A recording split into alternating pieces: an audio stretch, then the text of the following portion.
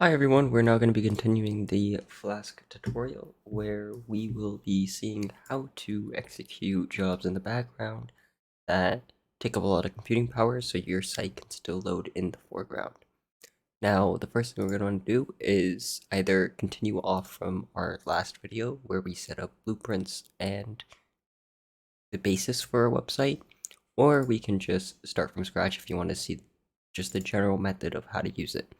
So I'm going to go ahead and open up a workspace here. I'm going to go ahead and create a new file, and I'm just going to call this app.py. Just like last time, we're going to have to say from Flask, or lowercase Flask, import Flask, and then we're going to have to start our Flask application. App equals Flask. We're going to pass name, and that's with 2 underscores, as well as if 2 underscores name is equal to double equals 2 underscores main lowercase, and we can say app.run. We're going to set debug equal to true, and now we have the basis of a Flask website. If I go ahead and save and run this,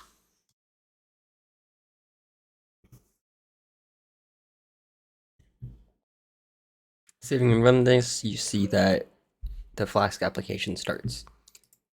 Now, when we start adding complicated tasks, such as from our previous tutorials of stock data and looping through it, sometimes if we were trying to display that on a website, if it has to run its scan, it will sit there and load, and until the scan's complete, the web page will load. How can we turn this into a background process? Well, there's a fun module someone has made out there called Flask-APScheduler. If you don't have it, you can say pip install Flask-APScheduler, and it should install. I will have that linked in the description to the official website and the documentation.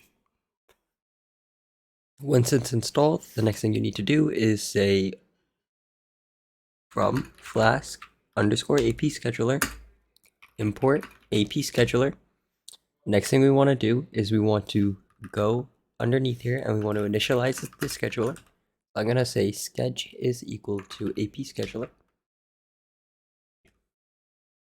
And now let's make a task for the background. So we're going to make a very simple task, but it can be whatever your code is. We're going to say our first job here, and we're just going to have a print statement here say, hey, look, this prints every 5 seconds. So inside of here, we're now going to say sketch.addJob. We're going to give it an ID, and I'm going to give this the ID to know that it's doing job 1. I'm going to say the function it's executing is our job 1 function. And now here is the important part. Here's where we can choose how the scheduler gets triggered. So we're going to say trigger equals, and in this case, I'm going to say interval, because we can see the job here is an interval for every 5 seconds. So we're going to then say seconds is equal to 5. Once we save and run this, you'll notice that Flask does start up just fine. And after 5 seconds, we'll see print statement, hopefully. Just kidding. That's because we need to do sketch.start. Because I'm a little bit dumb. But after you put sketch.start, we'll see in 5 seconds. Hey, this prints every 5 seconds. Now, you're probably wondering, why is it printing twice? We don't want our job to be executed twice. Well, this is where we're going to say that Flask basically is force reloading. So we're going to comment in here and say use underscore reloader equals false. And if I start this, we'll see that in 5 seconds, we'll get one of those print statements. Hey, this prints every 5. 1, 2, 3, 4. Okay, my counting sucks, but you get the point. So what if we didn't want this to interval every 10 seconds or 5 seconds or minutes? Again, we can change this to minutes and it would interval on every 5 minutes. But let's say you wanted this to happen once a day. Well, instead of the trigger being interval, in this case, we're going to say our trigger is cron. and the days of the week that we want this to get triggered. Let's say it's Monday through Sunday. And what time do we want it? Well, let's say we want it to trigger at, well, let's look at the time now. It's 1913 or 7:13. So we can say hour 19, minute equals 14. How close are we to that? Sure. So now I'm going to say scheduled, spelled really quickly so we can get to the day of week. And hopefully I didn't miss it. Scheduled. There we go. Right as it hit 1914, it went through. Now, if you didn't see what I quickly had to change, I had to change days of week to day of week.